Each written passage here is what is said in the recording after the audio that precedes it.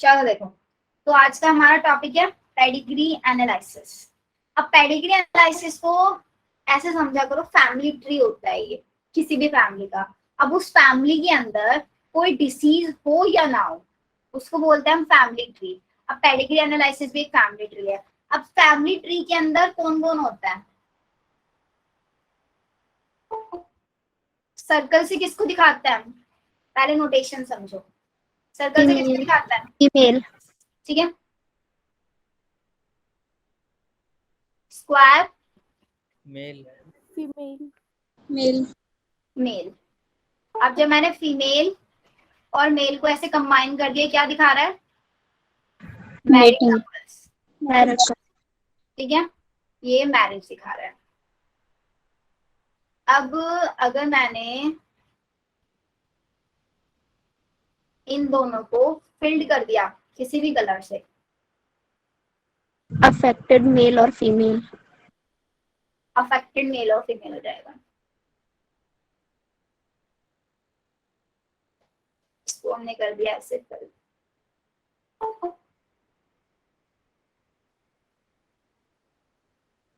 इसको भी ऐसे फिल कर दो, तो ये हमारी अफेक्टेड। अफेक्टेड का मतलब क्या होता है यहाँ पे? जो भी किसी डिसीज से अफेक्ट होना, वही तो। जो किसी ना किसी डिसीज से अफेक्टेड होंगे। प्रभावित। अभी किसी ने कुछ वर्ड बोला, मैम प्रभावित। प्रभावित, हाँ राइट। तो ये है हमारे अफेक्टेड इंडिविजुअल्स। चलो अब ध्यान से समझो। पहला कंसेप्ट, कभी भी कोई भी पेडिग्री एनालिसिस आप कर रहे हो, उसमें सबसे फर्स्ट केस स्टेप 1 लिखो। पहला स्टेप आप चेक करोगे कि वो ट्री आपका जो पेडिग्री एनालिसिस में जो आपको एक ट्री दिया मैम हुआ स्लाइड डोमिनेंट। जी, बैक करनी है, ये देखो।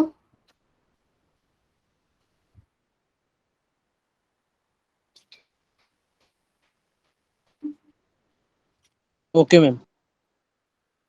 हाँ, तो मैं क्या बता रही थी आप लोगों को? पहला स्टेप, स्टेप वाइज बना के लिखते हैं। फर्स्ट स्टेप लिखना है आपको, चेक डोमिनेंट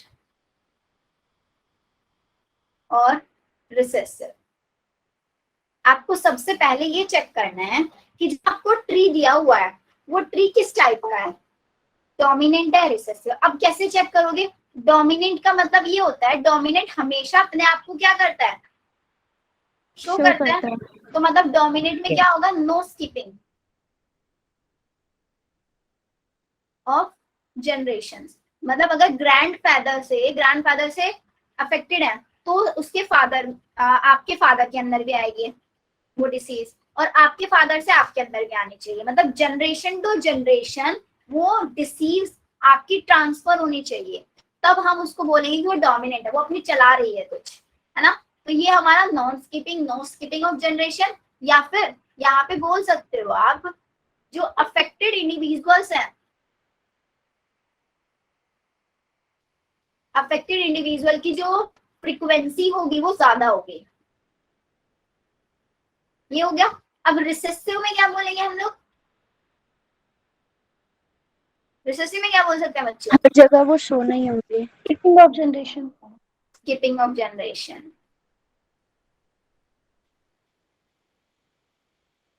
जनरेशंस का स्किपिंग होगा। और अफेक्टेड इंडिविजुअल की फ्रीक्वेंसी कम होगी। की फ्रीक्वेंसी होगी कम। पहला स्टेप। अब लिखते हैं हम सेकेंड स्टेप क्या होगा। नोट डाउन कर लिया ना लास्ट स्लाइड?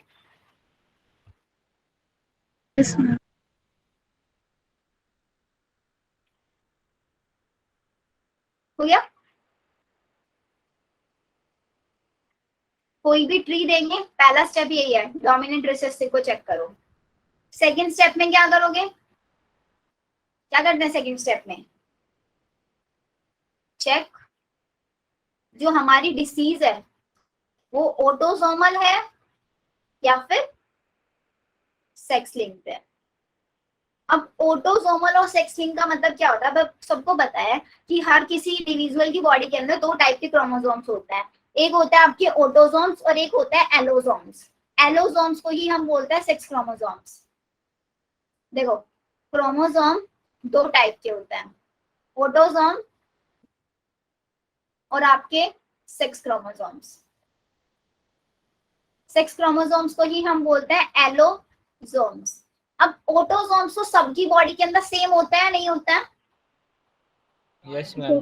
सबकी बॉडी में सेम है। डिफरेंस कहाँ पे आता है? सिर्फ सेक्स क्रोमोसोम्स के अंदर आता है। तो जो ऑटोसोमल डिसीज है मेरी, अब हमें फाइंड क्या करना है कि जो मेरा ट्री दिया हुआ है उस ट्री में जो डिसीज चल रही है वो डिसीज ऑटोसोमल डिसीज है या फिर सेक्स लिंक्ड है। अब अगर वो डिसीज ऑटोसोमल हुई तो वो डिसीज हमारी फादर से सन में भी आ सकती है और डॉटर में भी आ सकती है, क्योंकि जो ये हमारी डिसीज है उस डिसीज का जो जीन होगा वो ऑटोसोमल क्रोमोसोम के ऊपर होगा, और ऑटोसोमल क्रोमोसोम सन में भी जाते हैं डॉटर में भी जाते हैं, दोनों के अंदर जाते हैं।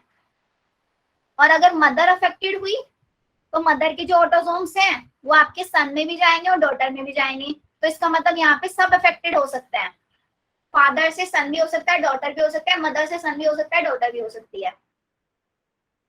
लेकिन अगर यहाँ पे डिसीज है सेक्स लिंक, ये हमेशा आपको क्रिस क्रॉस इनहेरिटेंस दिखाएगी।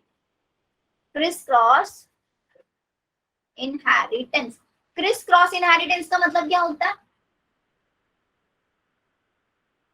फादर से सिर्फ किस में जाएगी? डॉटर में, और मदर से सन में।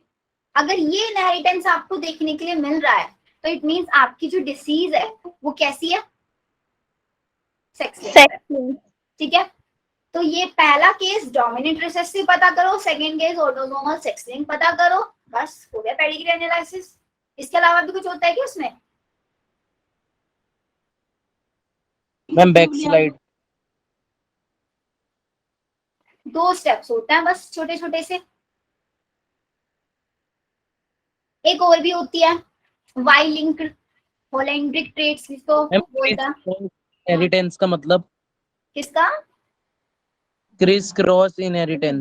क्रिस क्रॉस इनहेरिटेंस का मतलब फादर से डॉटर में जा रही है, मदर से सन में जा रही है, क्रिस क्रॉस दिखा रहा है। जाना मेल से तो मेल में ही जानी चाहिए थी ना, लेकिन मेल से एक फीमेल में जा रही है और फीमेल से मेल में, इसको बोलते हैं criss cross inheritance. Okay ma'am. चलो, अब मैं आप लोगों को एक क्रॉस बना के दिखा रही हूँ, आप लोगों को बताना है कि कैसा क्रॉस है। अब इनको देखो, ऐसे फिल नहीं कर रही हूँ, बस ऐसे बना रही हूँ, समझ जाना कि अफेक्टेड वाला है।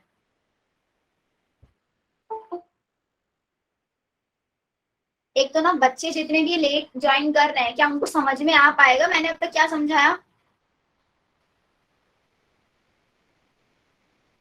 बच्चे जैसे मैं ड्रॉ कर रही हूँ ना खुद से, तो प्लीज ड्रॉ कर लेना। जितनी मेहनत आपकी मैम कर रही है आप लोग भी कर लेना अपनी मेहनत। खुद से ड्रॉ करोगे तो चीजें और अच्छे से समझ में आएंगी, याद रहेगा आप लोगों को अच्छे से।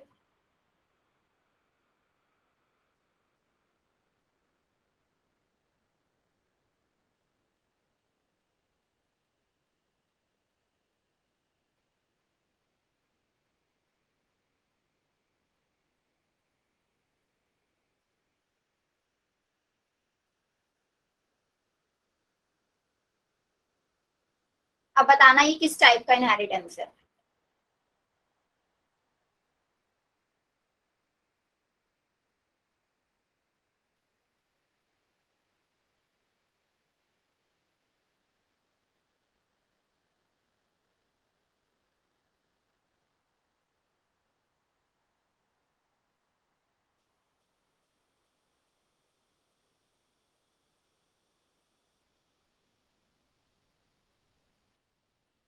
बताओ जल्दी से।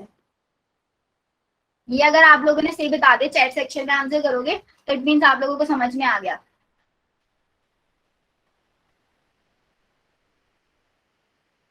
ये हमारे मदर, ये फादर।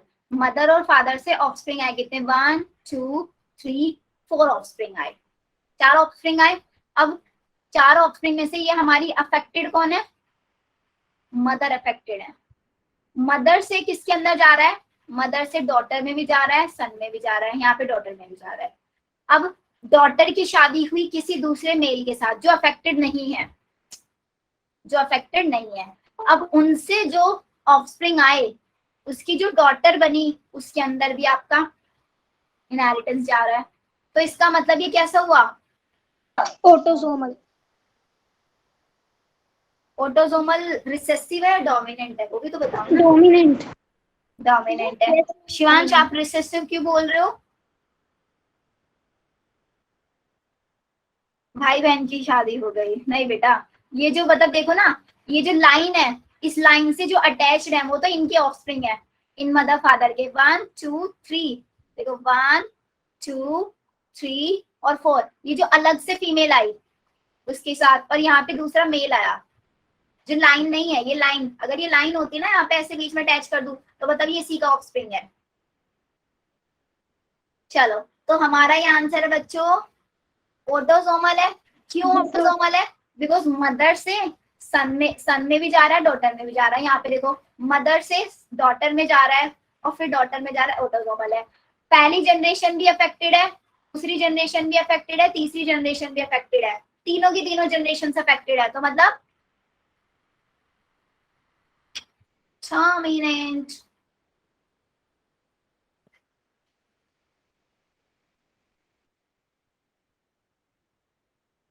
आया बच्चे समझ में, ऑटोसोमल डोमिनेंट।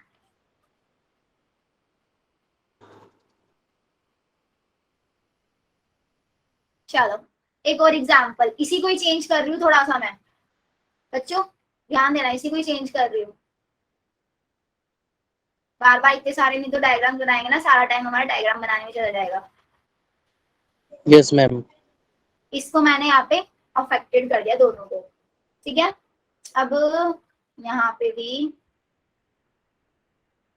एक सेकेंड, नहीं इनको अफेक्टेड मत करो, इनको छोड़ दो ऐसे ही। इसमें इसको भी हटा दो, और किसको हटाएं, ये भी रहने दो एज इट इज। इसमें यहाँ से हटा दो, इसमें कर दो इसको अफेक्टेड। अभी बताना इसको,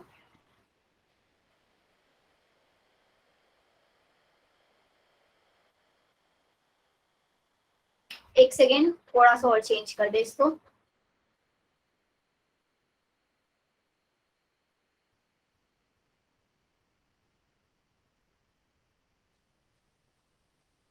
अब देखो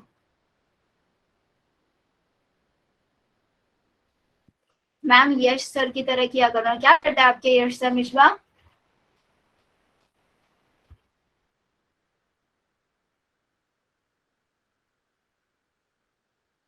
sex link recessive. Ma'am sex link dominant. Ma'am जो सेक्स लिंक, मैम जो पहला सर्कल और स्क्वायर है उसमें कोई भी अफेक्टेड नहीं है। कौन से में, ये वाला? सबसे ऊपर मैम। नहीं, कोई भी अफेक्टेड नहीं है, नो वन इज अफेक्टेड।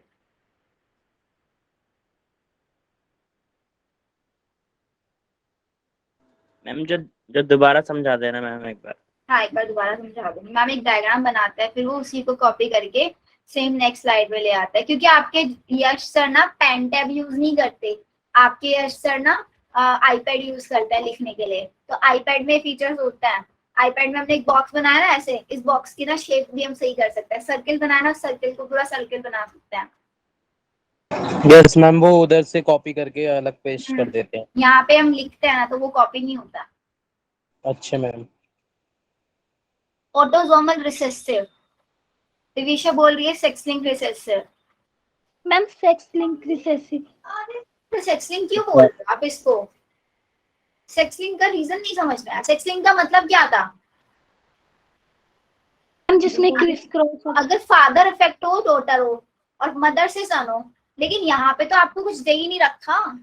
यहाँ पे ना फादर अफेक्टेड है ना मदर अफेक्टेड है, और हमारा सन अफेक्टेड है, यहाँ पे भी सन अफेक्टेड है, और यहाँ पे भी सन अफेक्टेड हो रहा है। एक सेकेंड, यहाँ पे एक डॉटर और अफेक्टेड कर दो, एक डॉटर और अफेक्ट कर दो।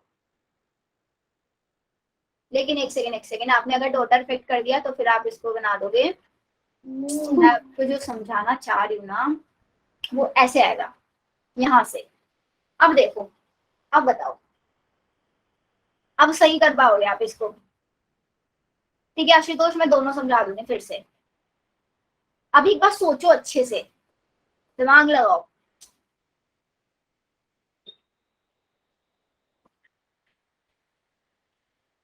करो यूज जल्दी जल्दी माइंड का। देखो एक बार लास्ट वाला सुनो, लास्ट वाला यार, लास्ट वाला तो मैंने डिलीट ही कर दिया था।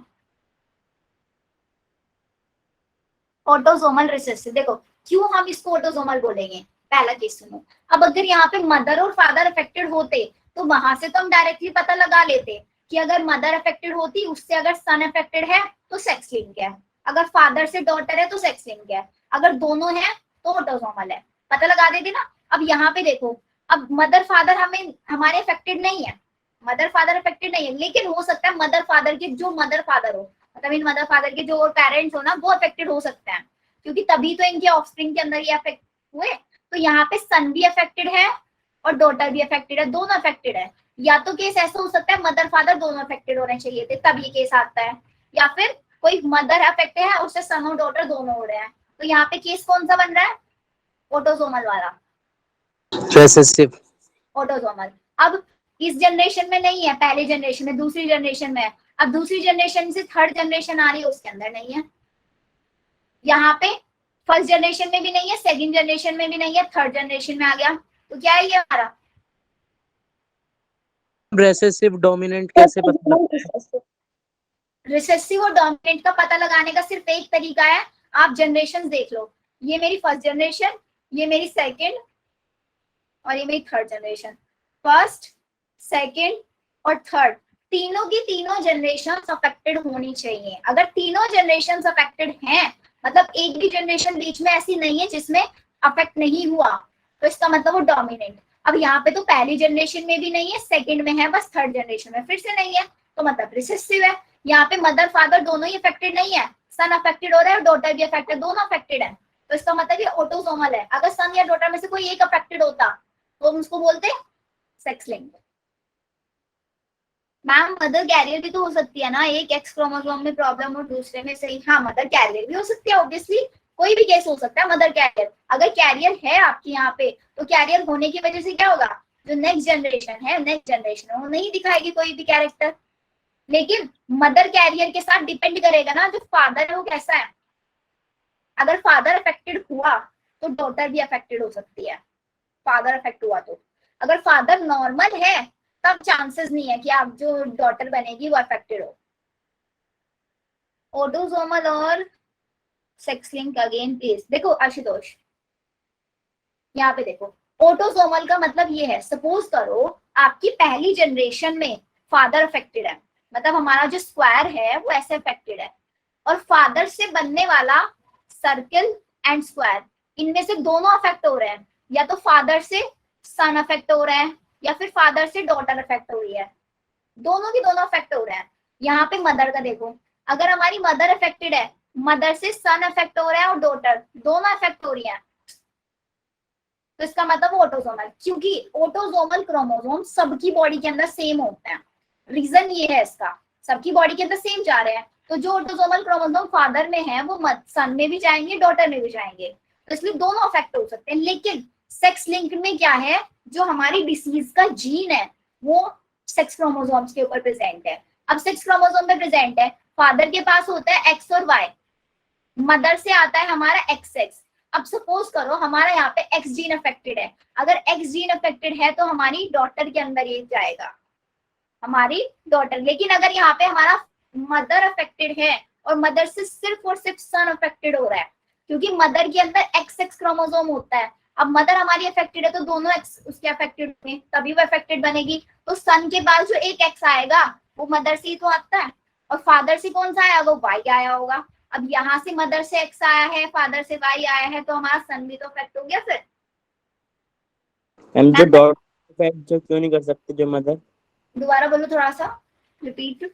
ऐसे जो डॉक्टर जो अफेक्ट नहीं होगी जो डॉटर मदर से, डोमिनेंट का केस अलग है, डोमिनेंट में ये होना चाहिए सारी जनरेशन में जाने चाहिए आपका अफेक्टेड जीन्स, डोमिनेंट में सारी जनरेशन में। ऑटोसोमल के अंदर, ऑटोसोमल सिंबल से याद रखो, फादर से सन डॉटर कहीं भी जा सकता है, मदर से भी सन डॉटर में कोई भी अफेक्ट हो सकता है, लेकिन सेक्स लिंक में सिर्फ फादर से डॉटर अफेक्टेड होगी, मदर से सिर्फ सन अफेक्टेड होगा। अगर सिर्फ ये वाला आपको पैटर्न देखने के लिए मिलता है तो सेक्स लिंक्ड है। मैम अगर जो रिसेसिव जो हुआ तो, अगर जो मदर जो रिसेसिव हो तो?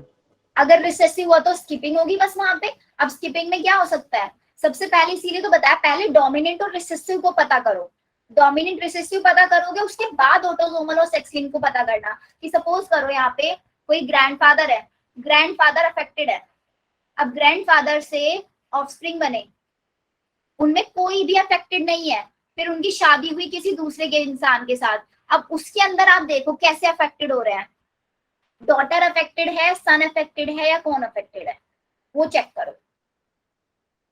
रिसेसिव में भी पता कर सकते हो, बस रिसेसिव में क्या होगा, एक स्किप, आप जनरेशन स्किप हो जाएगी। Okay ma'am. हो गया बच्चों कुछ क्लियर यहाँ पे? Yes ma'am. बाकी चीजें क्लियर होंगी आप लोगों को जब उसके क्वेश्चंस करोगे। अब क्वेश्चन करने से पहले कुछ क्रोमोसोमल डिसऑर्डर्स पढ़ लें, जेनेटिक डिसऑर्डर्स। चलो लिखो।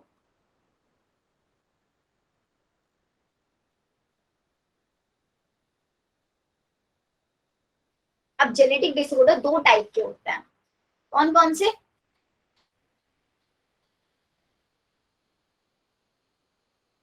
Chromosomal disorder, Mendelian disorder. Difference क्या होता है दोनों में?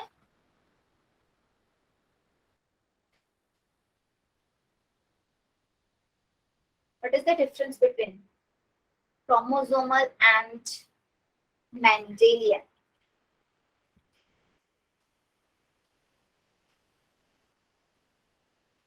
देखो क्रोमोसोमल डिसऑर्डर में तो हमारा अफेक्ट होगा कौन? क्रोमोसोम। ठीक है, यहाँ पे हमारा क्रोमोसोम अफेक्ट होगा, और मेंडेलियन में हमारा जीन अफेक्ट होगा। राइट। अब क्रोमोसोमल डिसऑर्डर है, क्रोमोसोम अफेक्ट हो रहा है, तो मैं अपने अगर मैं पता लगाना चाहती हूँ कि डिसऑर्डर है या नहीं है, तो डिसऑर्डर को मैं कैरियोटाइपिंग से पता लगा सकती हूँ। What is karyotyping? अब आप ये बोलोगे, कैरियोटाइपिंग होता है, आप अगर क्रोमोसोम्स का पैटर्न स्टडी करो, क्रोमोसोम्स के नंबर को स्टडी करते हो, आपको एक ग्राफ, मतलब एक ऐसे इमेज बन के दिखती है, उसके अंदर ऐसे क्रोमोसोम के ऐसे स्ट्रक्चर बनाए दिखती है कि कितने क्रोमोसोम्स हैं, कितना क्रोमोसोम नंबर है, क्रोमोसोम की स्ट्रक्चर कैसी है, उसको वो जो पैटर्न बन के आता है उसको बोलते हैं कैरियोटाइपिंग। उसमें हम क्रोमोसोम्स को स्टडी करते हैं। तो मैं यहाँ पे कैरियोटाइपिंग करके पता लगा सकती हूँ ना कि मेरा क्रोमोसोमल डिसऑर्डर हुआ है या नहीं हुआ है किसी भी ऑफस्प्रिंग के अंदर। Yes ma'am. लेकिन क्या जीन के लिए कोई कैरियोटाइपिंग हो सकती है? अगर मेरा जीन अफेक्टेड है किसी इंडिविजुअल के अंदर, तो मैं ऐसी क्या कोई टेक्निक है जिस टेक्निक के थ्रू मैं जब कोई भी ऑफस्प्रिंग फीटस फॉर्म में, मतलब एम्ब्रियोनिक डेवलपमेंट में है, तो क्या पता लगाया जा सकता है एम्ब्रियोनिक डेवलपमेंट में कि डेवलपिंग फीटस के अंदर कोई जीन वाला इफेक्ट है या नहीं है, कोई मेंडेलियन डिसऑर्डर है या नहीं है? नहीं पता लगाया जा सकता ना। पता लगाया कौन? सिर्फ कौन सा डिसऑर्डर फाइंड किया जा सकता है? Chromosomal disorder. इसके अलावा और कोई सा डिसऑर्डर नहीं पता लगाया जा सकता एम्ब्रियोनिक डेवलपमेंट में। जीन वाला सिर्फ कब पता लगाया जाएगा? जब बेबी का बर्थ हो जाएगा, धीरे धीरे ग्रो करेगा, उसके अंदर सिम्टम्स आने स्टार्ट हो जाएंगे, सिर्फ तब हम इसको फाइंड कर सकते हैं। राइट। लेकिन जो मेरा क्रोमोसोमल डिसऑर्डर है ना, इस क्रोमोसोमल डिसऑर्डर को मैं कभी भी पेडिग्री एनालिसिस में नहीं फाइंड कर सकती। पेडिग्री एनालिसिस में मैं इसको चेक नहीं कर सकती, लेकिन जो मेरा जीन्स वाला है उसको मैं पेडिग्री एनालिसिस में कर सकती हूँ। क्योंकि कैरियोटाइपिंग मतलब? किसका मतलब? दोबारा बोलो। कैरियोटाइपिंग कैरियोटाइपिंग का मतलब ये होता है जब हम क्रोमोसोम्स के स्ट्रक्चर्स को स्टडी करते हैं, उसको बोलते हैं कैरियोटाइपिंग। क्रोमोसोम्स की स्ट्रक्चर सही है या नहीं है, क्रोमोसोम के अंदर कोई डिफेक्ट तो नहीं आया। अब आप एक टॉपिक पढ़ोगे म्यूटेशन वाला टॉपिक, म्यूटेशन वाले टॉपिक में आपको समझ में आएगा ये चीज। कि कैसे हम कैरियोटाइपिंग में पता लगा सकते हैं कि मेरा क्रोमोसोम अफेक्टेड है या नहीं है। मैम पेडिग्री एनालिसिस किस में कर सकते हैं? पेडिग्री एनालिसिस हम मेंडेलियन के अंदर कर सकते हैं, क्योंकि ये एक जनरेशन से दूसरी जनरेशन में जाएगा जीन। क्रोमोसोमल के अंदर नहीं होगा पेडिग्री एनालिसिस? हाँ जी, क्रोमोसोमल के अंदर नहीं, पेडिग्री एनालिसिस? क्रोमोसोमल में नहीं हो सकता पेडिग्री एनालिसिस। मैम मैम बोलो। मैम ये मेंडेलियन डिसऑर्डर में सेकंड वाला नो कैरियोटाइंग लिखा है या कैरियोटाइपिंग लिखा है? कैरियोटाइपिंग मतलब यहाँ पे हम कैरियोटाइपिंग कर सकते हैं, क्रोमोसोम्स की स्ट्रक्चर को स्टडी कर सकते हैं, बट यहाँ पे कैरियोटाइपिंग नहीं कर सकते। क्रोमोसोमल में कर सकते हैं और मेंडेलियन में नहीं कर मेंडेलियन सकते। में नहीं कर सकते, क्योंकि Okay. कैरियोटाइपिंग में सिर्फ हमें क्या पता चलता है, सिर्फ और सिर्फ हमें क्रोमोसोम की स्ट्रक्चर दिखती है, उस क्रोमोसोम के ऊपर कैसा जीन है और वो जीन भी नॉर्मल है या अफेक्टेड है वो नहीं पता लगता। तो इसलिए हम मेंडेलियन डिसऑर्डर्स को कैरियोटाइपिंग में नहीं देख सकते। आया समझ में? Yes ma'am. जैसे जीन इफेक्टेड है तो मैम हम उसे जेनेटिक इंजीनियर के थ्रू देख सकते हैं ना? जेनेटिक इंजीनियरिंग के थ्रू उस जीन को हम सही कर सकते हैं। Okay ma'am. सिर्फ सही कर सकते हैं उसको, क्योंकि हमें पता चल गया कि इस इंडिविजुअल के अंदर ये वाले सिम्टम्स आ रहे हैं, उन सिम्टम के बेसिस पे हम पता लगाएंगे किसको ये वाली डिसीज होगी, और उस डिसीज का फिर हम पता लगाएंगे कि ये वाली डिसीज आखिरकार कौन से जीन के अंदर डिफेक्ट आने से होती है। जो सिम्टम्स आ रहे हैं ये सिम्टम कौन से जीन अफेक्ट हुआ होगा जिसकी वजह से आया है, फिर उसी की बॉडी के अंदर उसके डीएनए में उस जीन को वहीं से रिप्लेस करा देंगे। वही जेनेटिक इंजीनियरिंग होता है। ऐसे तो करेंगे ना, पहले से थोड़े ना पता लगाएंगे। जब सिम्टम्स ही नहीं आ रहे, हमें पता ही नहीं, अब कोई मेरे को बोलने लग जाए कि आपकी बॉडी के अंदर मेंडेलियन डिसऑर्डर है, अब कौन कैसे बोलेगा मेंडेलियन डिसऑर्डर? बिकॉज पूरी बॉडी इतने सारे जीन्स होंगे प्रेजेंट, कौन से जीन में होगा या नहीं होगा। अगर जीन में होता तो कोई ना कोई सिम्टम्स आएगा नहीं। क्रोमोसोमल डिसऑर्डर को पता लगाया जा सकता है एम्नियोसेंटेसिस के थ्रू भी। जो एम्नियोसेंटेसिस बना था ना आपके टेक्निक, वो टेक्निक सेक्स डिटर्मिनेशन के लिए नहीं बना था, वो टेक्निक बनाया गया था आपका क्रोमोसोमल डिसऑर्डर्स पता करने के लिए। ठीक है, एमनियोसेंटेसिस या एम्नियोसेंटेसिस। Okay ma'am. एम्नियोसेंटेसिस में होता है ना, जब फीटस होता है एम्ब्रियोनिक डेवलपमेंट में, उसकी बॉडी के अंदर से एमनियोटिक फ्लूइड को निकाला जाता है। फिर उस एमनियोटिक फ्लूइड के थ्रू, एमनियोटिक फ्लूइड में होता क्या है, जो हमारा डेवलपिंग बेबी है उस डेवलपिंग बेबी की स्किन सेल्स होती हैं कुछ, उन स्किन सेल्स के अंदर डीएनए को देखा जाता है, क्रोमोसोम्स के पैटर्न को स्टडी किया जाता है कि उसके अंदर क्रोमोसोम्स का काउंट सही है या नहीं सही है, कोई क्रोमोसोम अफेक्टेड तो नहीं है, ये चीज पता लगाए। और इसके साथ साथ उसी में क्या करता है, बेबी का सेक्स डिटरमाइन किया जा सकता है। वो कैसे डिटरमाइन किया जा सकता है, वो बार बॉडी की हेल्प से डिटरमाइन किया जाता है। वो कंसेप्ट जब आप म्यूटेशन वाला लेक्चर देखो ना, वहां पे आपको समझ में आएगा। वहां पे सिर्फ बार बॉडी की वजह से पता लगाया जा सकता है। चैप्टर नहीं करवाया?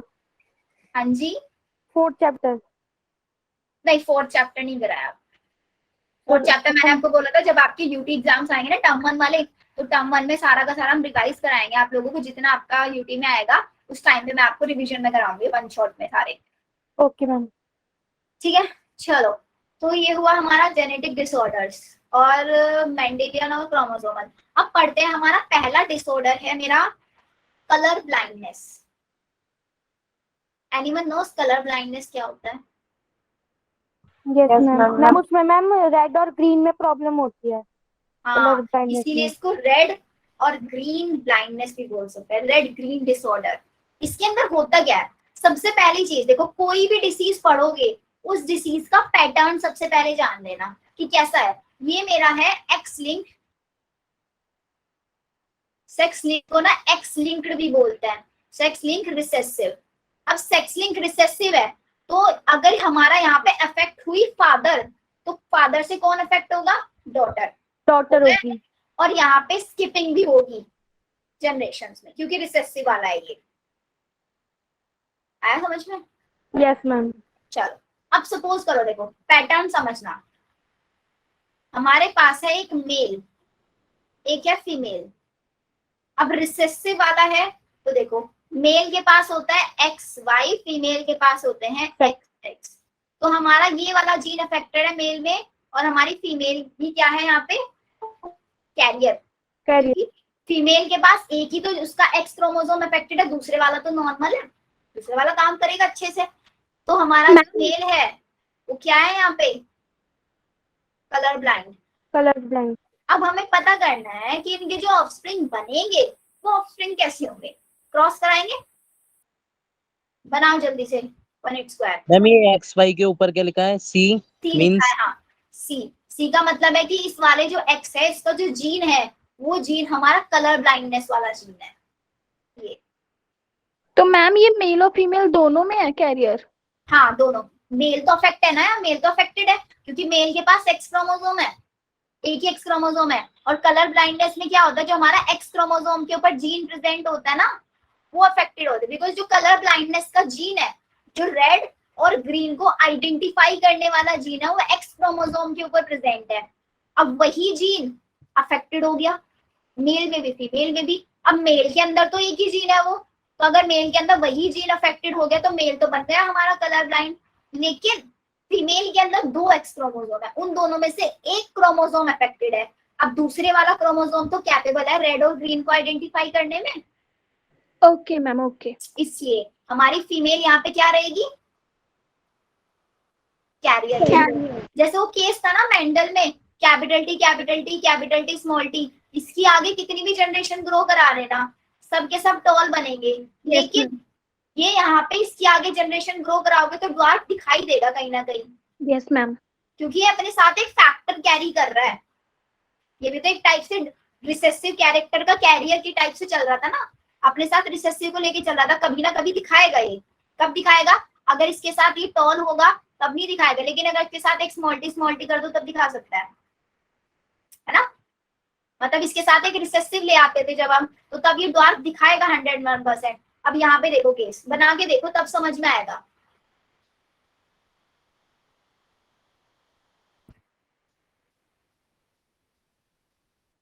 XCY XCX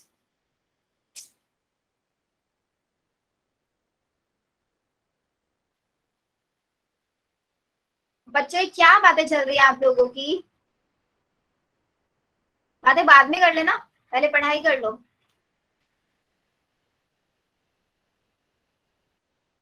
XCXC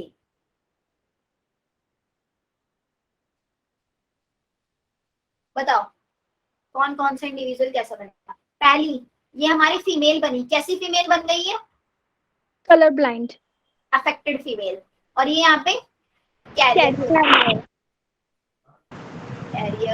female. और ये यहाँ पे कैसा बन गया, अफेक्टेड कैरियर अफेक्टेड मेल। देखो ना XY है, मेल है, अब एक ही क्रोमोसोम। और ये हमारा नॉर्मल।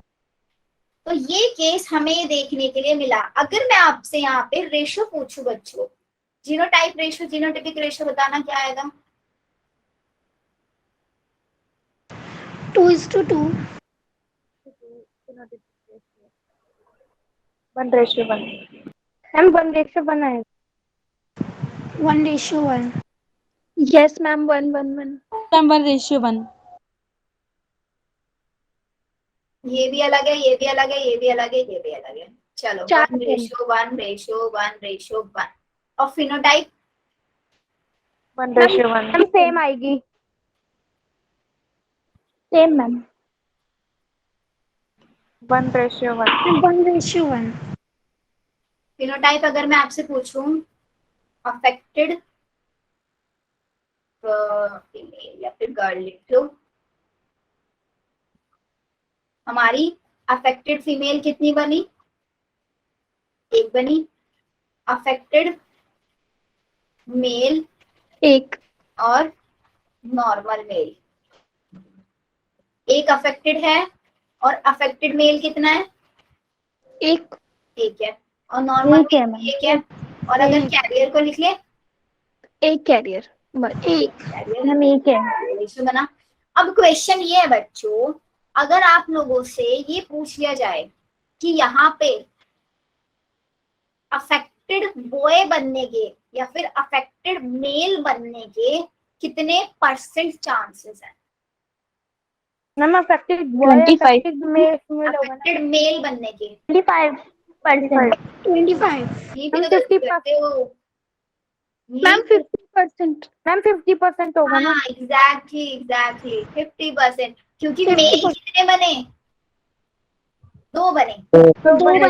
2 में से एक अफेक्टेड हुआ 1/2 हाँ यस मैम। ना। और फीमेल भी 2 है, 2 में से एक अफेक्टेड। हाँ फीमेल में भी अगर बोले वो आपसे अफेक्टेड फीमेल तो 50%। तो ध्यान रखना, ये बहुत कंफ्यूज कराता है बच्चों को। सब बच्चे 25% बोलने लग जाते हैं, बट 25 नहीं, क्योंकि उन्होंने बोला कितने बॉयज, सिर्फ बॉयज। अगर वो पूछते पूरी प्रोजेनी में अफेक्टेड मेल बनने के कितने चांसेस है सभी ऑफस्प्रिंग्स में, तब आप 25 लिखते ना, लेकिन अभी वो सिर्फ मेल्स के बीच में पूछ रहा है, तो इसलिए आपको 50% बताना पड़ेगा। तो अगर आपसे पूछ ले कलर ब्लाइंड बॉय तो वो भी 50%, और अगर आपसे कलर ब्लाइंड फीमेल का पूछ ले वो भी हमारे 50%। मैम आपने बताया कि 25% कब होगा, वो रिपीट कर दीजिए। 25% कब होगा, जब आपसे पूछे फीमेल्स और मेल्स दोनों में, फीमेल्स और मेल मतलब जितनी प्रोजेनी बनी उन सारी प्रोजेनी में अफेक्टेड मेल कितने होंगे, ये Okay. पूछ लो। मतलब अगर क्वेश्चन डायरेक्टली ऐसा दे कि एक है हमारे पास अफेक्टेड मेल, उसका क्रॉस हमने कराया एक कैरियर फीमेल के साथ, तो कितने चांसेस है अफेक्टेड मेल बनेगा, मुझे 1 चांस, सिर्फ 25। एक अफेक्टेड बनेगा। और अगर वो आपसे पूछ ले कि टोटल मेल्स में से कितने अफेक्टेड बनेंगे, टोटल मेल तो 2 बने, 2 में से एक अफेक्टेड होगा बस 50%। 50%। Okay ma'am. आया डिफरेंस समझ में? Yes ma'am. मेल में जो वाई जीन है जो मेल में, वो कभी भी अफेक्टेड, मतलब उस पे कभी नहीं आएगा, मतलब मेल कभी कैरियर नहीं बनेगा।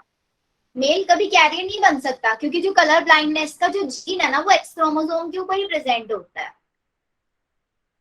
Okay ma'am. सिर्फ एक्स के ऊपर, वाई के ऊपर नहीं होता वो। अगर वो वाई के ऊपर हो गया ना तो यहाँ पे सारे सिर्फ और सिर्फ मेल हमारे बनेंगे, मतलब कैरियर क्या, वो तो अफेक्टेड ही बनेंगे, कैरियर थोड़ी ना, क्योंकि एक ही वाई क्रोमोसोम होता है मेल के अंदर।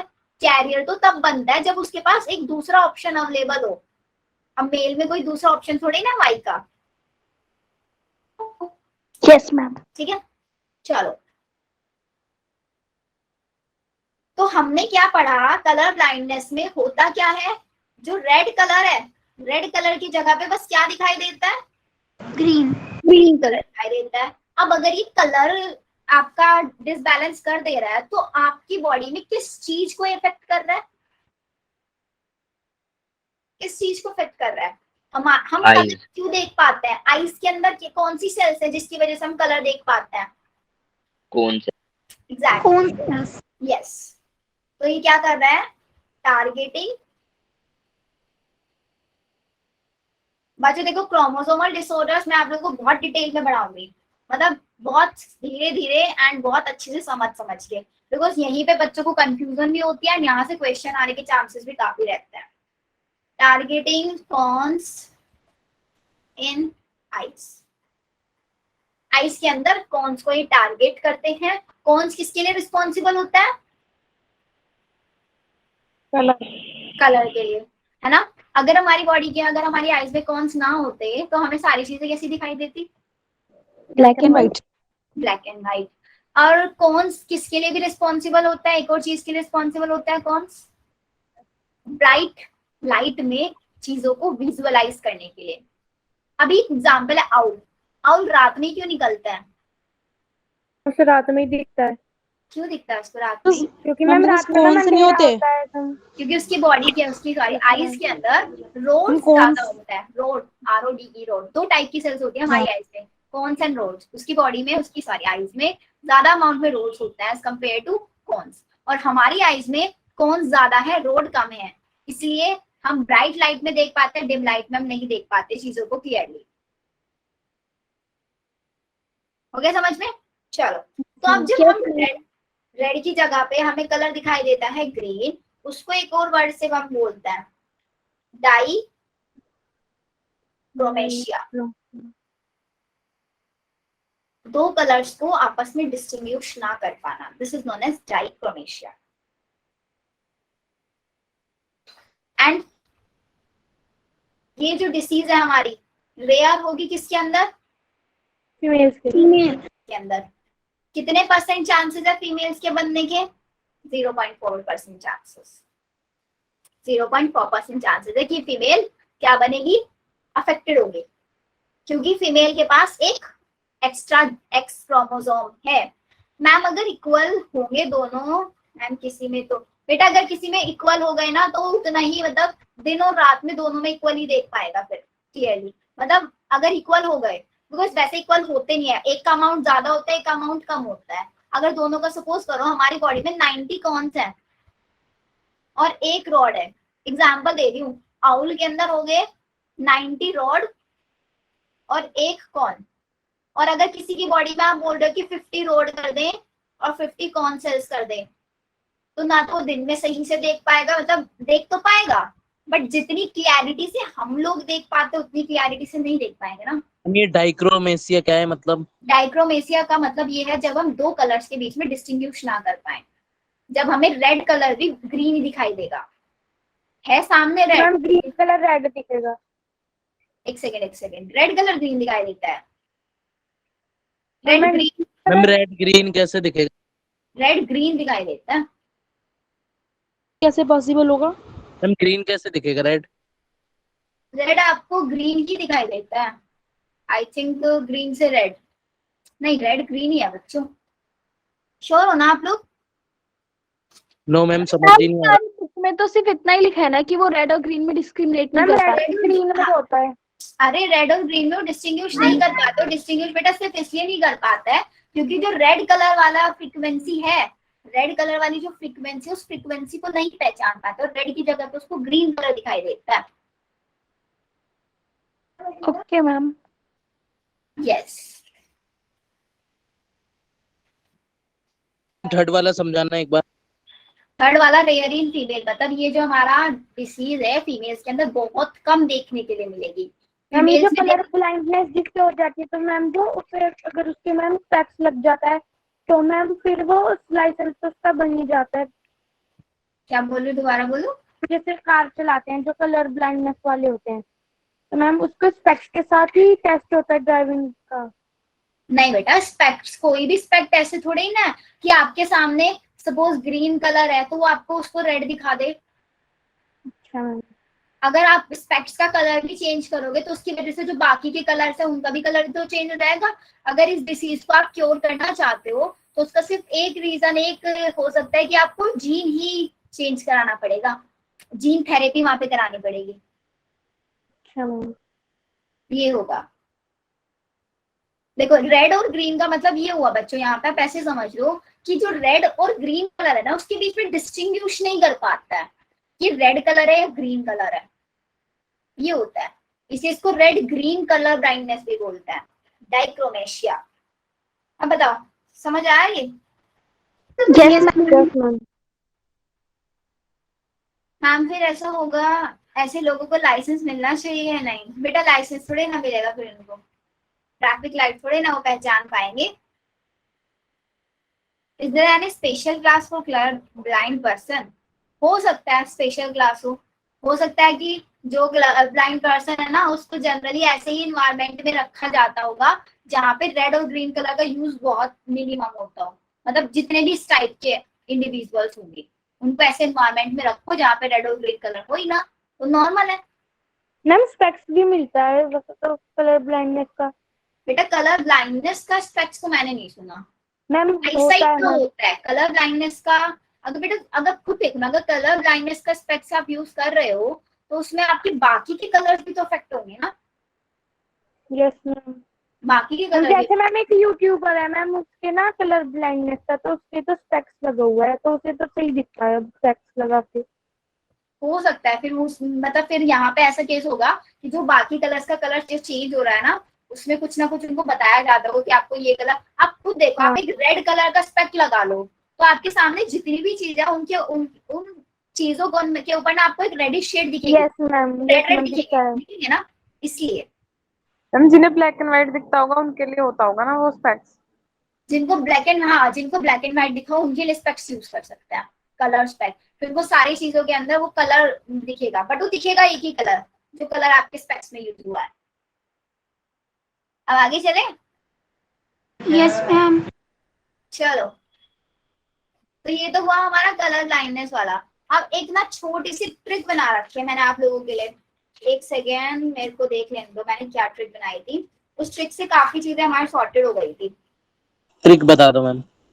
लिखो ट्रिक, अलका CYS। CYS का मतलब क्या याद आ रहा है? सिस से, सिस्टर को सिस बोलते हैं ना, तो वो SYS की जगह CYS कर लेना। सिक था। अब ये बोलना मैम लड़की है तो थी क्यों नहीं लिखा, था लिख लेना लड़की को भी यहाँ पे। ट्रिक में ऐसी है तो क्या करें? फिनाइल पीने से। अब कोई बता सकता है इन ट्रिक का मतलब क्या है? अलका सिस, सिक था, फिनाइल मतलब अलका सिस सिस्टर, सिक थी, सिक मतलब बीमार था, इससे फिनाइल पीने से। अब आपने सुना होगा जो केमिस्ट्री लैब में बच्चे गए होंगे वहां पे फिनाइल का बहुत यूज करता है, या यस फिर मैम। जो घरों में साफ सफाई के लिए yes, फिनाइल ma'am. का यूज किया जाता है। वो फिनाइल अगर यस उसमें मैम। पी तो ऑब्वियसली सिक ही हो जाएगी ना। देखो अलका से है एल्केप्टोन्यूरिया। आजकल ना मेरी राइटिंग बड़ी खराब हो गई है। Yes ma'am. कैप्टोन्यूरिया। सिस से सिस्टिक क्या गुड फाइब्रोसिस। मैम, शो नहीं हो रहा। शो नहीं हो रहा है? एक सेकेंड, अभी हो जाएगा। लिख लो आप तब तक, अलका से लिखो एल्केप्टोन्यूरिया। नजर उतरवा लेना अपनी, हाथ की नजर उतरवानी पड़ेगी बेटा, हैंड राइटिंग खराब हो गई इसलिए। देखो अभी दिखा क्या, बताओ दिख गया ना? अब शो हो रहा है। Cystic fibrosis. Sick, sickle cell anaemia.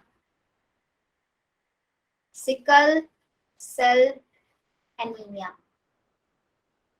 THA thalassaemia. Ma'am show नहीं हो रहा है। अरे यार, लिखो ना आप तब तक। सिस को लिखो सिस्टिक फाइब्रोसिस, सिक को लिखो सिकल सेल एनीमिया, हो गया नहीं हो गया। था को लिखो थैलेसीमिया, फिनाइल को लिखो फिनाइल कीटोनूरिया। Phenyl ketonuria. पीने से को छोड़ो, इग्नोर करो उसको।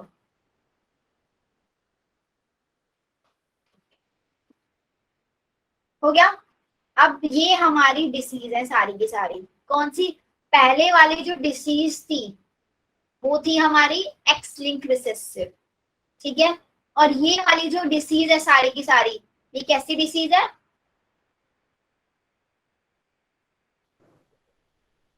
ऑटोसोमल। अब ऑटोसोमल है तो इनके अंदर कैसा पैटर्न मुझे देखने के लिए मिलेगा? मतलब फादर से मदर की, मैम वो पीने सॉरी से फादर की, से, हाँ बोलो बोलो। मैम ये पीने से का कुछ नहीं है, वैसी है नहीं ट्रिक इससे कुछ नहीं है, इससे कुछ बताएगा कोई? ऑटोसोमल रिसेसिव है तो, मैम क्या?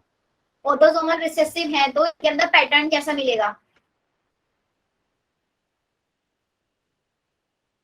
मतलब यहाँ पे अगर फादर को हमारे एल्केप्टोन्यूरिया है तो फादर से सन को भी हो सकता है, डॉटर को भी हो सकता है। अगर मदर को एल्केप्टोन्यूरिया है, सिस्टिक फाइब्रोसिस, सिकल सेल या थैलेसीमिया कुछ भी है, सन को भी हो सकता है, तो डॉटर को। सन और डॉटर दोनों के अंदर हो सकता है, पार्शियलिटी नहीं होगी। एक मम्मी पापा हैं तो सन को भी मिल सकती है बीमारी और डॉटर को मिल सकती है। देखो chromosome number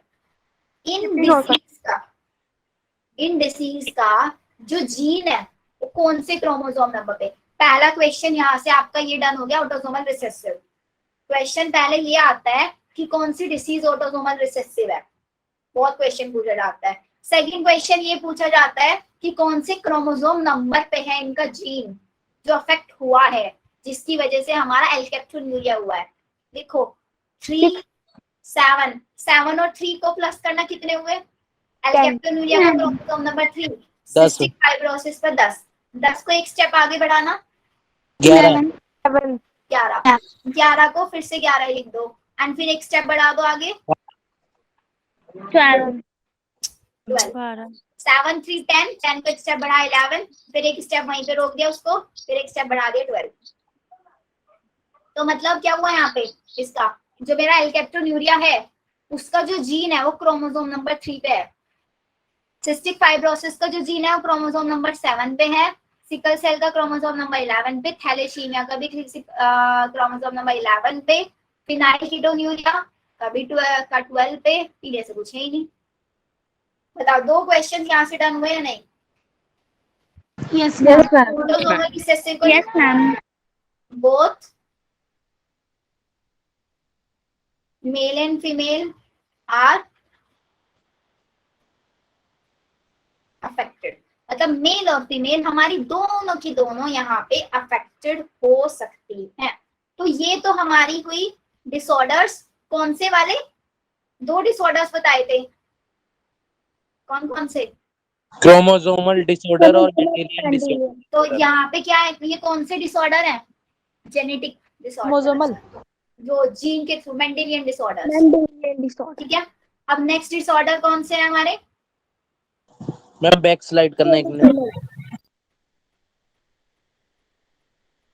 okay ma'am.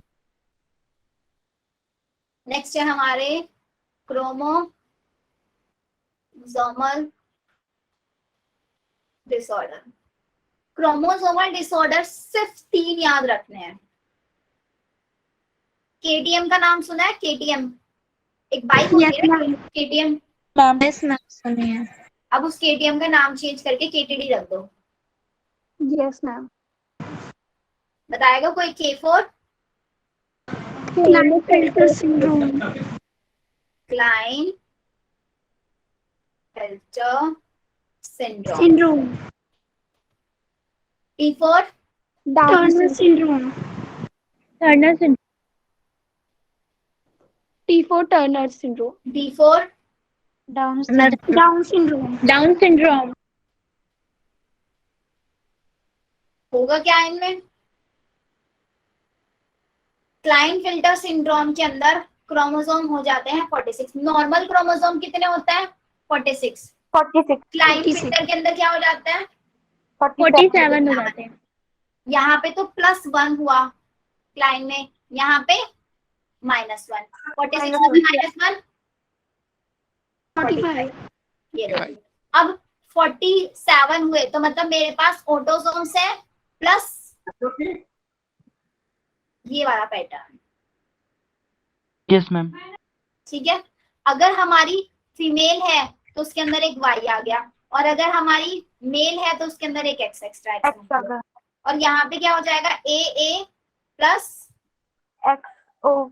O का मतलब क्या होता है? 0। एब्सेंस। टर्नर में क्या होगा? टर्नर में सिर्फ एक चीज होगी। जो मेरा 21 वाला क्रोमोसोम है ना, 21 नंबर वाला क्रोमोसोम, वो 21 वाला क्रोमोसोम ट्राइसोमी दिखा देगा। सोमी मतलब होते तो 2 हैं लेकिन मतलब पेयर है ना। टोटल कितने पेयर होते हैं? 23 पेयर। ठीक है। 23 पेयर्स में से 22 पेयर तो होता है मेरे। 22 पेयर कौन से होता है? ऑटोसोम्स। और एक पेयर बचा सेक्स क्रोमोसोम। 22 पेयर में से 21 पेयर, 21 तो सही है, जो एक पेयर बच गया उसके अंदर ट्राइसोमी आ गया और बाकी सेक्स क्रोमोसोम्स नॉर्मल। इसको बोलते हैं हम आपका डाउन सिंड्रोम। बताओ आया समझ में? मैम एक और बार बताइए। डाउन सिंड्रोम में बेटा क्या हुआ? हमारे पास नॉर्मल 23 पेयर ऑफ क्रोमोसोम्स होते हैं। पेयर का मतलब समझ रहे हो ना? 2 ऐसे। अब जो मेरा 21 वाला जो पेयर है ना, उस पेयर में एक और एक्स्ट्रा आ गया क्रोमोसोम। 21 वाले पेयर में ट्राइसोमी हो गया, वो होता है डाउन सिंड्रोम। अब यहाँ तक लिखो पहले, फिर आगे बताती हूँ। मैम हो गया। लिख लिया मैम। मैम ये नीचे, मैम एक मिनट चेक करना मैम। बोलो बोलो। जैसे क्लाइन फेट क्या लिखा है? Klinefelter syndrome. इसके नीचे ये AA प्लस XXY और अगले वाले में भी ये सब, ये नहीं आया समझ। देखो नॉर्मल किसी भी इंडिविजुअल की बॉडी के अंदर 23 क्रोमोसोम होते हैं, 23 पेयर सॉरी। ठीक है, 23 पेयर का मतलब टोटल 46। 46 क्रोमोसोम। 46 क्रोमोसोम में से हमारे 44 क्रोमोसोम तो होता है ऑटोसोमल। ऑटोसोम, इसको तो लिख दिया मैंने ए से। ठीक है, अगर हमारा मेल होगा तो उसके अंदर एक्स वाई होंगे 2 क्रोमोसोम। Yes ma'am. ठीक है, और अगर हमारा फीमेल है तो तो फीमेल XX। के अंदर एक्स हो जाएंगे 2 क्रोमोसोम। ये होता है केस। अब जो मेरा पहला केस है के वाला क्लाइनफिल्टर, इसके अंदर 44 तो नॉर्मल है, बस क्या हो गया है, अगर मेरा फीमेल मेल है तो मेल के अंदर एक क्रोमोसोम एक्स फालतू आ गया, तो टोटल क्रोमोसोम अब कितने हो गए, 44 ही है, 45 46 और एक और एक्स्ट्रा आ गया 47। और अगर फीमेल हुई बाई के चांस तो उसके पास एक वाई क्रोमोसोम एक्स्ट्रा आ गया, तो उसका भी केस यही बनेगा XXY। तो पहले 44 45 46 47। अब आया समझ में 47 क्या है, नॉर्मल 46 होता है, यहाँ पे एक एक्स्ट्रा क्रोमोसोम आ गया, मतलब जब मियोसिस कराया, मियोसिस के टाइम पे सेपरेशन में प्रॉब्लम हो गई, हमारे क्रोमोसोम सेपरेट नहीं हो पाए प्रॉपर्ली। टर्नर में क्या हुआ, टर्नर में एक क्रोमोसोम गायब हो गया, मतलब पैटर्न क्या होता था 44 मेल के अंदर XY, फीमेल में XX। लेकिन अगर क्या हो जाए, इस XY में से सिर्फ एक ही क्रोमोसोम आया X, एक जगह तो खाली रह गई, इसको ऐसे O से लिख देता है, इसलिए मैंने लिखा है यहाँ पे 44 + 1 45, एक क्रोमोसोम तो गायब हो गया यहाँ से, इसलिए इसको टर्नर सिंड्रोम बोला। अब आया समझ में? ए क्यों लिखा है? 44 के लिए ए लिखा है। हाँ, 44 के लिए ए का मतलब ऑटोसोम्स, ओके मैम। ऑटोसोम्स, ये ए का मतलब ऑटोसोम्स। और मैम डाउन वाला बताना एक बार। डाउन वाले में क्या है, देखो टोटल हमारे पास है 23 पेयर्स। Okay ma'am. ठीक है, 23 पेयर्स में से 22 जो पेयर होता है, 23 पेयर को हम बोलते हैं ऑटोसोम्स, और जो 1 पेयर है उसको बोलते हैं एलोसोम्स या फिर सेक्स क्रोमोसोम्स। अब 22 पेयर है, इन 22 पेयर में से अगर मैं पेयर बनाऊं, यहाँ पे एक पेयर हो गया, सेकंड पेयर हो गया, थर्ड पेयर हो गया, फोर्थ पेयर, ऐसे कर करके आप पूरे पेयर बना लो 22 के 22। ठीक है, उन 22 पेयर में से जो मेरा 21 नंबर वाला पेयर है ना, उस पेयर में ट्राइसोमी हो गया, ऐसे 3 क्रोमोसोम आ गए, यस मैम। उसको बोलता है डाउन सिंड्रोम। मतलब जो Okay. 21 वाला पेयर है उसके अंदर ट्राइसोमी हो गया। Okay ma'am. और बताओ, और किसी को कोई डाउट? नो मैम, बस यही था, क्लियर हो गया। चलो क्लियर हो गया। अब नेक्स्ट लेक्चर में हम लोग क्या पढ़ेंगे बच्चों, फिर क्या बनेगा चाइना में। अब नेक्स्ट लेक्चर में जितना मैंने आप लोगों को ये नाम बताए सारे, कौन कौन से, अलगा से, सिक्था, फिनाइल पीने से, और हमारा केटीडी, इन सब को हम डिटेल में देखेंगे। नेक्स्ट लेक्चर होगा कल हमारा, टाइम क्या फिक्स किया हम लोगों ने, 4 बजे। 4 बजे। 4 बजे एग्री कर रहे हैं ना सारे बच्चे? किसके मैम लिए? मीट फ्री होगा ना? हाँ जी, हाँ गूगल मीट पे ही होगा, यहाँ ओके पे मैम। डाउट्स भी क्लियर हो पाते हैं आपके। Yes ma'am. मॉर्निंग में नहीं, दोपहर मॉर्निंग में में रख लेते क्लास। मैक्सिमम बच्चे